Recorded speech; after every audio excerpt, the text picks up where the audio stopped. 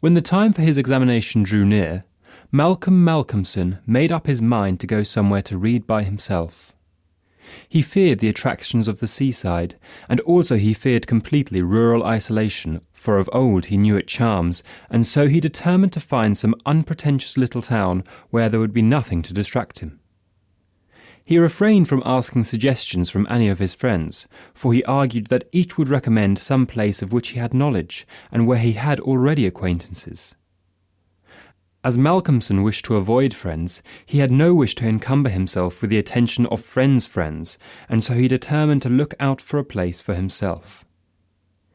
He packed a portmanteau with some clothes and all the books he required, and then took ticket for the first name on the local timetable, which he did not know.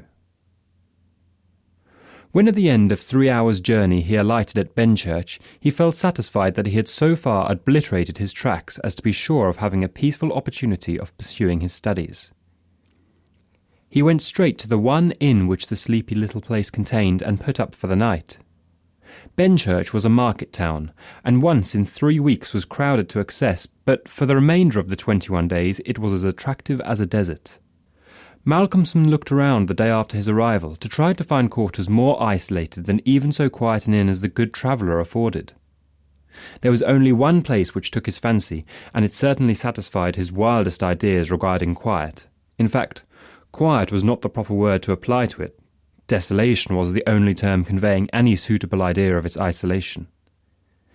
It was an old rambling, heavy-built house of the Jacobean style, with heavy gables and windows, unusually small and set higher than was customary in such houses, and was surrounded with a high brick wall massively built. Indeed, on examination, it looked more like a fortified house than an ordinary dwelling. But all these things pleased Malcolmson. Here, he thought, is the very spot I have been looking for, and if I can get opportunity of using it, I shall be happy.